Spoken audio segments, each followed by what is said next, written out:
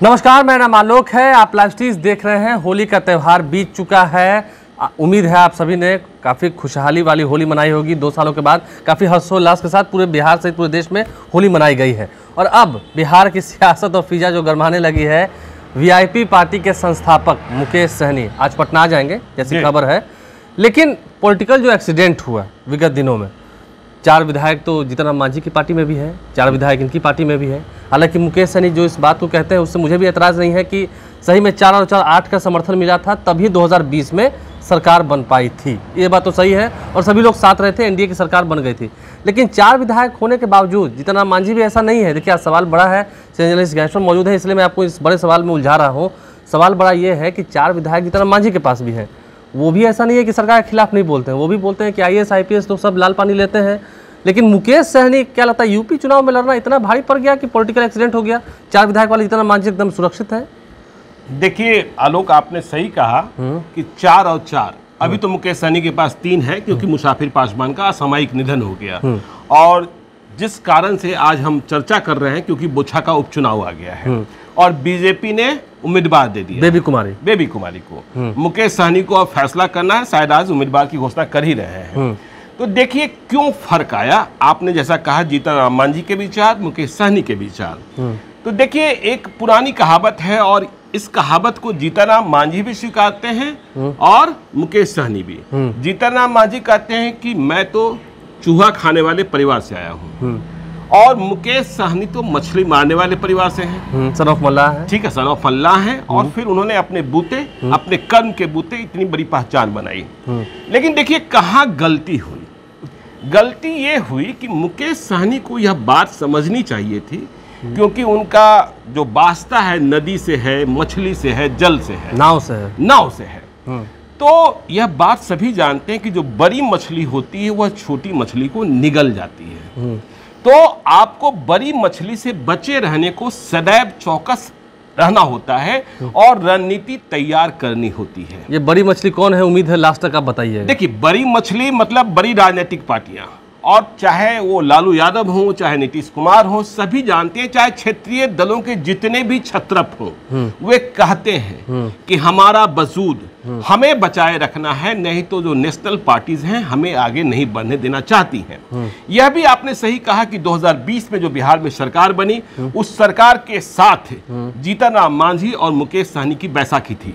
यदि ये दोनों नहीं होते तो जो आंकड़ा था वो 74 और 43 तो वहां जाकर ठहर गया था। ठीक है, इस बात को आप समझते हैं। 117 पे है। हाँ, 117 उस वक्त था और तब 8 मिले तो 125 हुआ था। ठीक है, हाँ, बाद में तो इन्होंने शामिल कर लिया लोजपा वाले राजकुमार सिंह को, बसपा वाले जामा खां को, सुमित कुमार सिंह निर्दलीय जीते थे, उन्हें विधायक बनाया। अब देखिए गलती कहाँ हुई, क्योंकि यदि इसे आप नहीं समझेंगे तो आप नहीं समझ पाएंगे कि जीतन राम मांझी आज भी मजबूत हैं और मुकेश सहनी इस कदर कमजोर हो गए कि वहां बोछा में उम्मीदवार दे दिया बीजेपी ने।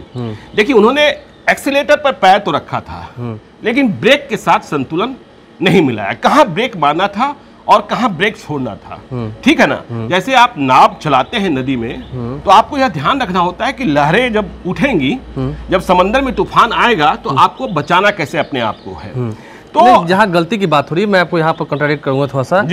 जेडीयू ने भी तो उत्तर प्रदेश में चुनाव लड़ा था, वीआईपी ने भी तो चुनाव लड़ा था, तो फिर जेडीयू के खिलाफ क्यों नहीं बीजेपी कर रही है? देखिए, अब उस पर आते हैं। जेडीयू ने चुनाव जरूर लड़ा, लेकिन उन्होंने कभी भी अमित शाह और नरेंद्र मोदी को चैलेंज नहीं किया। मुकेश सहनी चैलेंज कर रहे थे। अब समझिए इस बात को भूल कहाँ हुई। जब 2020 का विधानसभा चुनाव हो रहा था, उसके पहले एनडीए का अलायंस बन रहा था।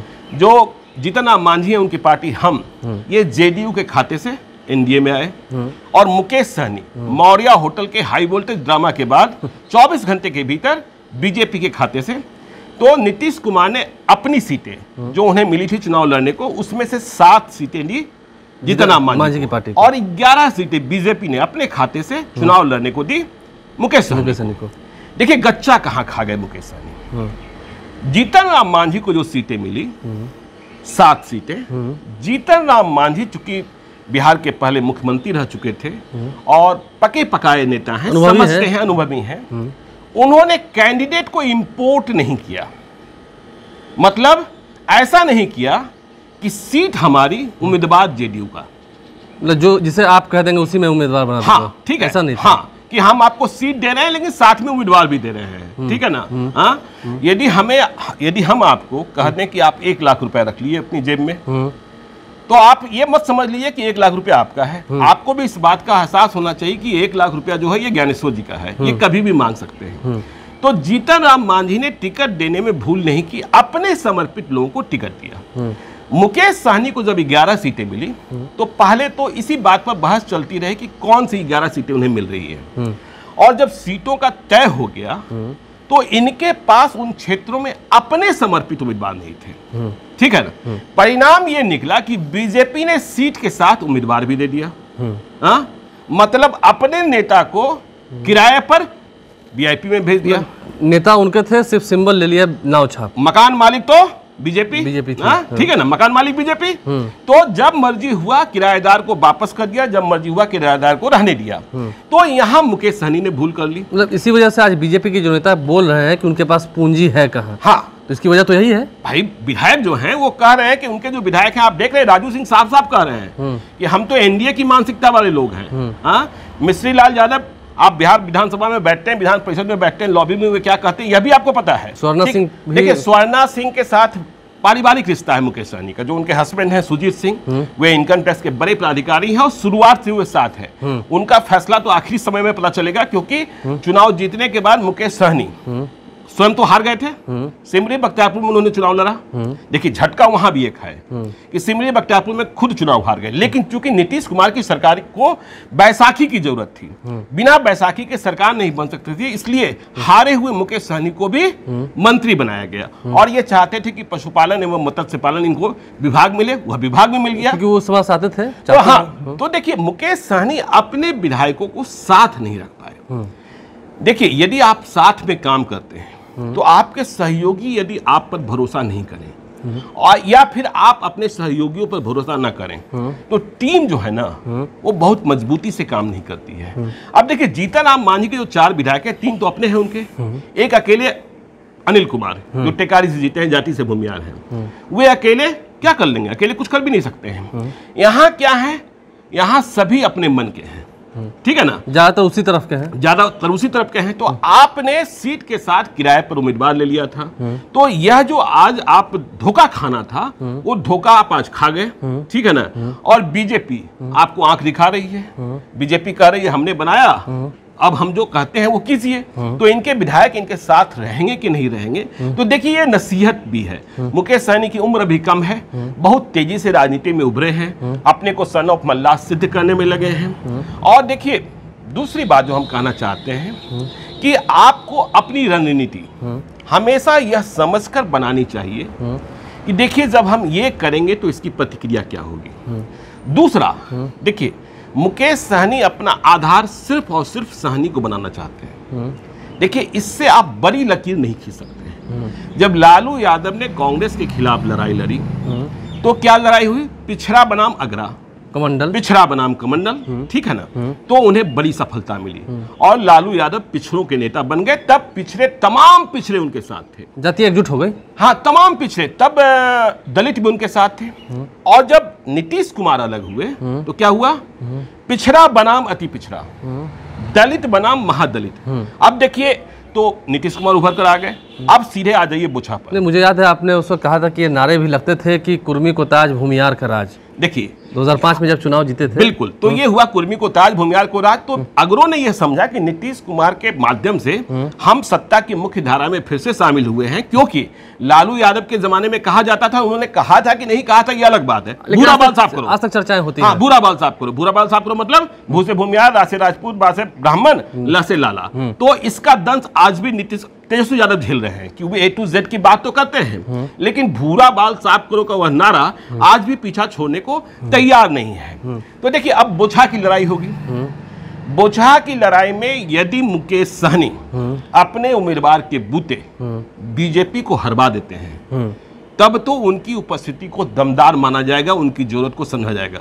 लेकिन यदि इसमें फेल हो गए तो फिर आने वाला जो सफर है उनका, उसकी डगर बहुत ही कठिन है। ध्यान रखिएगा कि केवल सहनी बात से आप चुनाव नहीं जीत सकते हैं वहां, ठीक है ना, क्योंकि अब तक आप अजय निषाद को चैलेंज कर रहे थे। अजय निषाद ने तो अपने को स्टेब्लिश कर लिया। 2024 में आप उनका क्या बिगाड़ पाएंगे, नहीं बिगाड़ पाएंगे, 2024 की बात है। लेकिन आज का आज क्या हुआ? अब तो बोचा की बारी है। बोचा की बारी है। बोचा में 50,000 भूमियार भी हैं, ठीक है ना। और जब अजय निषाद चुनाव जीते थे, इन्हीं का उम्मीदवार था, वीआईपी से ही चुनाव लड़े थे मुजफ्फरपुर में, लोकसभा का चुनाव, ये महागठबंधन में थे, तो बहुत बड़ी जीत मिली थी अजय निषाद को। तो ये देखना होगा कि बोछा में ये अपने को कितना सिद्ध कर पाते हैं। यदि सिद्ध नहीं कर सके तो आगे की राह कठिन होगी। देखिए, लहरें बहुत हैं समुद्र में, और मुकेश सहनी अपना जब नाव लेकर निकलेंगे तो इन लहरों से कैसे वो पार पाएंगे, क्योंकि सन ऑफ मल्लाह तो वो खुद को कहते हैं, लेकिन अब नौका को पार लगाने की बारी है। अगर ये जिम्मेदारी उन्होंने निभा ली, जैसे कि बात है, अगर बीजेपी को सही में पटकनी दे दी बोचहा में लगकर, तब तो फिर उनके लिए ठीक है, जरूरत है उनकी। नहीं तो फिर राहें बहुत मुश्किल होंगी, फिर लहरें बढ़ेंगी, और नाव का क्या हाल होगा, नौका कहाँ जाएगी। क्योंकि ये कह रहे हैं कि हम लालू यादव की विचारधारा से सहमत हैं, लेकिन इस बयान के पहले भी उन्होंने तेजस्वी यादव से बात की है कि नहीं की, मुझे नहीं पता, क्योंकि आपको मौर्या होटल का वो हाई वोल्टेज ड्रामा भी याद है, जब मुकेश सहनी कह रहे थे कि मेरी पीठ पे खंजर भोगा गया। देखिए, तेजस्वी यादव के नेचर के बारे में मुझे नहीं पता कितना लोगों को पता है, लेकिन वो बातों को भूलते नहीं है। वो लालू यादव नहीं है, इस बात को मैं ऑन द रिकॉर्ड भी कह सकता हूं। राजनीति में बातें तो बहुत सारी भूल ली जाती है जब परिस्थितियां होती हैं। आपको मालूम होगा कि उन बातों को तो वो चुनाव के बाद ही भूलने को तैयार थे, जब मुकेश सहनी को कहा जा रहा था कि आप डिप्टी सीएम बन जाइए। लेकिन अब नहीं, अब देखिए, मैंने कहा ना कि आपको अपनी उपस्थिति और आपको अपनी जरूरत को दमदार तरीके से सिद्ध करना होगा, सिद्ध कर पाए। यदि यह बात सिद्ध हो गई कि नहीं, बिहार के मल्ला, बिहार के निषाद, बिहार के सहनी आपके ही साथ हैं, तो आपकी ताकत को कोई नकार नहीं सकेगा। और यदि साबित नहीं कर पाए तो मुश्किल होगी। देखते हैं इन लहरों से नौका को कैसे पार कराते हैं मुकेश सहनी, ये देखना होगा। हमारे चैनल को सब्सक्राइब कर लें, साथ साथ फेसबुक पेज भी लाइक करें। इसके अलावा ट्विटर हैंडल पर लाइव सीरीज को फॉलो करें। धन्यवाद।